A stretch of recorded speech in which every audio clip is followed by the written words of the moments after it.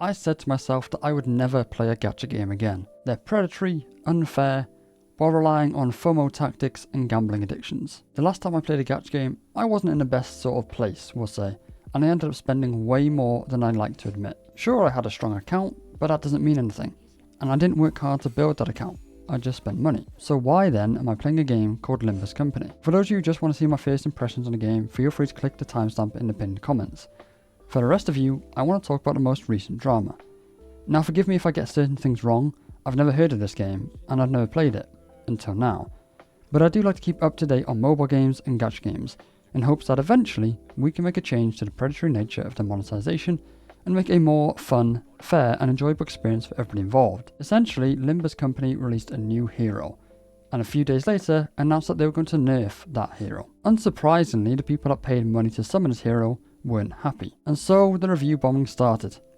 However, a post on Steam that people didn't notice, or just didn't take into account, details the compensation rewards for this nerf. For starters, every player was going to receive a 10 pull, with a guaranteed 3-star unit. So far that's the best unit I've gotten, and I can't find anything in game to say that there's anything better. You will also receive 300 nominal hero shards, which seem to be spendable on just about any hero in the game, and 300 is not a small amount. If it's what I think it is, then some of these heroes cost 150 each, whereas others seem to cost 400. Important to note though, you can actually use these shards on whatever hero you want. It's not a random chance thing, you just get to pick what you want. Other compensations reward included a full refund of all materials spent on summoning for this hero, and from what I can tell, you keep everything you summoned as well as receiving these refunds. When have you ever heard of a mobile game or a gacha game company doing something like this? For me, never. On top of that, now let's talk about the most recommended spending path for players. As yes, gacha games are technically free to play, but let's be honest, these companies expect you to pay hundreds, sometimes thousands per banner. From what I've heard, the best thing to do is to pay $25 for a currency pack. That'll let you buy the premium battle pass access for 1 year. Then next year, that pack actually resets and you can buy it again. The rewards from this battle pass apparently seem to be shards that allow you once again to buy whatever hero you want. And this is the most recommended and the best path in order to build your account in whatever way you want to build your account. So from my understanding, all you need to spend in Limbus Company is about $25 a year. That is so unheard of that I had to check the game out, and so far I am really impressed. Limbus Company opens up with a fully voiced cutscene. In fact, everything so far seems to be fully voiced. Even if it's in Korean, the voice acting is really good, and immediately gives the game a AAA feel, despite it being by an indie game studio called Project Moon. We have a really cool and unique art style, and we have a story. A lot of story. But so far it's seemingly really well written and avoids the stereotypical archetypes that pretty much every single gacha game tends to use. Our name is Dante, and we're forced into this manager role commanding the sinners, the only people who can actually understand what we're saying, considering our head is a clock. The game throws us into combat, and wow, this has to be the first time I've ever encountered a system like this. In fact, it's so distinctive that I have absolutely no idea what is going on. We lose the first fight, but it's scripted, so that's fine. And this creepy man with red eyes forces us to rewind the clock and revive the fallen. Not many games care to explain how the player, or the heroes the player controls, actually manage to keep attempting missions even after failure. It's such a small thing, but I really like that they've not only written about dying into the story, but they've also made it a key and integral part of the story. Having an explanation incorporated into the story this way was a really nice touch. The guy with red eyes takes us onto the bus, which is essentially the hub of this game. He introduces us to our company and lays out the groundworks for the story, what we're doing and why we're doing it. He is a total badass. His voice acting is amazing. He's so bloody edgy, but damn, why is Edgy so freaking cool? We're then introduced to the driver of the bus, Charon, who I assume is a nod to the ferryman from Greek mythology who carries people across the River of Styx. She's probably my favourite character so far, but that's just because she just seems to be completely unbothered by everything. The bus is called Mephistiolis, but I just read it as Mephisto if I'm being honest. To drive it requires fuel, which it gets by consuming people. So now we're also given a reason why we have to do all these small fights in between our story elements. It's such a small and subtle piece of lore, but it immediately immerses you into the world, even if it is a dark and gritty one at that. The game takes you through various tutorials to further explain combat and make more sense of it all, but as a new player it just feels way too overwhelming. And even now I don't fully understand it. But I'll explain it from my perspective, and I'll gladly invite more experienced players to correct me where I'm wrong. Sinners have skills that have sins or colours tied to them. Sins are more or less effective depending on what they're attacking, kind of like Pokemon's type chart I guess. I know thousands of games have type advantages and disadvantages, but I feel like Pokemon is just a very easy one to keep going back to as an example. These attacks also have a second damage type tied to them, be it slash, pierce or blunt. That again has its advantages and disadvantages depending on who you're bonking.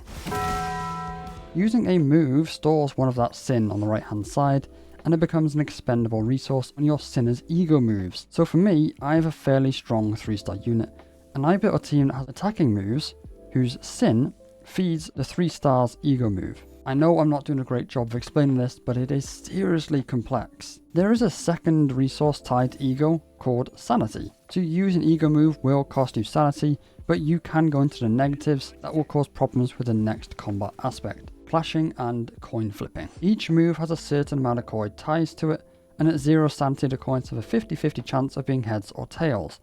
Heads increases the attack power, tails does nothing. Going into negative Sanity will reduce the chance of landing heads by 1% per -1 Sanity.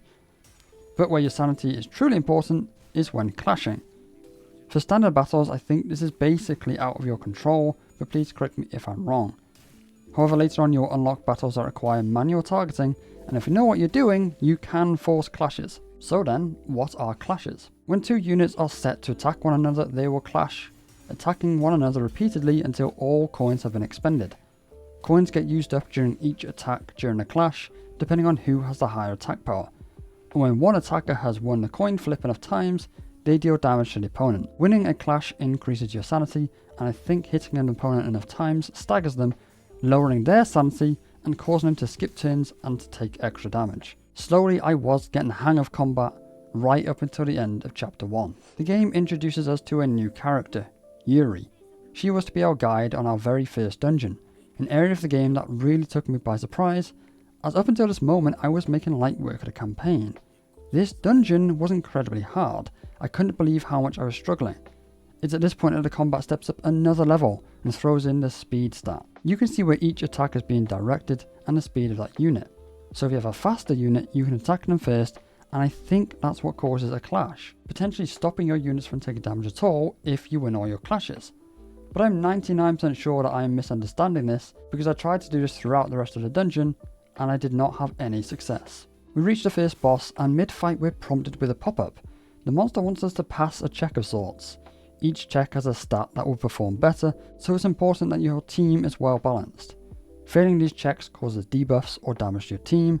Sometimes though, the boss will actually become empowered. Sadly, I failed this check, but we won anyway just by pummeling the boss until it died. I decided not to explore the other rooms, as it was late and I thought the first dungeon was going to be short and sweet. It was neither. The next floor down and we find another boss. Not before one of our guides got randomly pierced through the stomach, killing her instantly, and the other gassing our entire team before sneaking off with the loot. Thankfully, Yuri lived, because actually we can't revive her. She's not one of the sinners. So if she died, that would be the end of her. She helps us carry our team somewhere safe, and we rewind the clock, bringing them all back. Yuri is another character that I actually really liked. She joined the team and assisted Sharon with driving the bus, as Sharon can't read maps and just likes to drive wherever she pleases. If it wasn't for Yuri, we wouldn't have found this dungeon, though I will say she seems a little bit too soft for this line of work.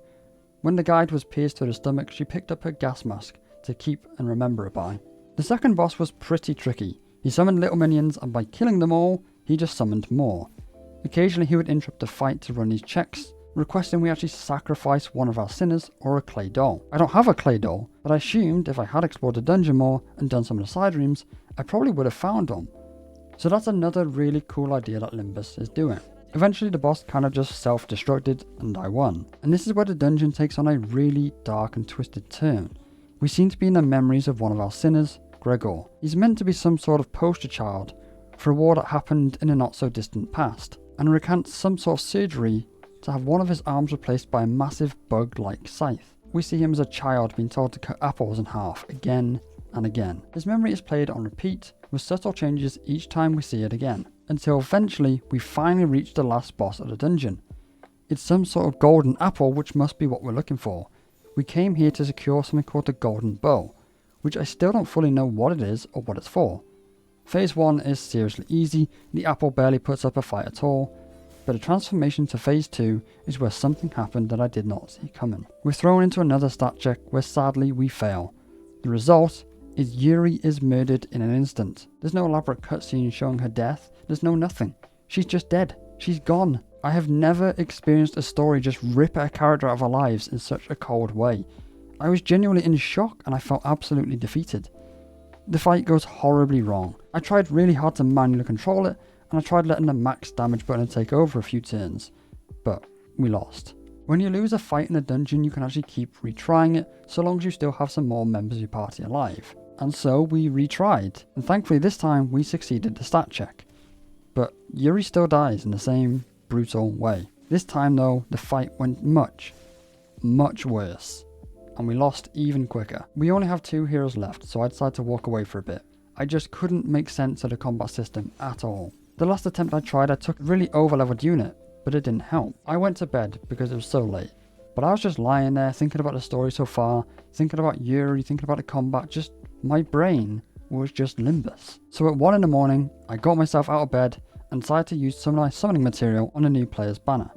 You get a guaranteed 3-star in just 20 pulls, but also I had a coupon to summon another guaranteed 3-star. Except actually, I got 2. I equipped all our new identities, since that's what you summon. Not new heroes, but identities for those heroes. And the game actually does a really cool job of bringing that into the lore by describing it as some sort of mirror. But when these heroes look in the mirror, they're not seeing themselves. They're seeing a different identity of themselves. It's a super cool idea. Now I decided not to level up these new IDs because I assumed I would just fail with only 2 heroes. So I just clicked the damage button every single turn, only to somehow destroy phase 1 and smash phase 2. We're shown another cutscene where the apple transforms again, speaking to us with Yuri's voice and her memories, until eventually her head pops up on the end of a tendril. We plead with E.G.O to see that this is not Yuri anymore, and he needs to cut the apple. But haunted by his past, he can't do it. But somebody does. A group of strangers show up and take our prize off of us, and we're forced to retreat to the bus, but not entirely empty-handed, as we see E.G.O hanging up the gas mask Yuri rescued as a memento. It's placed hanging from the center mirror of the bus, and although the red-eyed boss says it's in the way, Sharon says it can stay. And that's where I stopped playing. I was gripped by the story, but I was in so much shock and just disbelief at what had just happened. The game was building up to this incredible relationship with Yuri, hinting how she might open up new areas of the game for us to explore, but in an instant, it was ripped out root and stem. While the combat is still overwhelming to me, the game is stunning, and I'm looking forward to playing more. Yes, it's a gacha game, and sadly yes, it has an energy system, but I can see myself playing this in between other games. Though I do end this video here, I do have a question for the more advanced players, and that's what do you spend your early lunacy on? I've saved up all of mine so far, but this current banner that's running has got me tempted. But anyway, thank you all so much for watching, thank you for listening, and I'll see you all again very, very soon. Bye bye.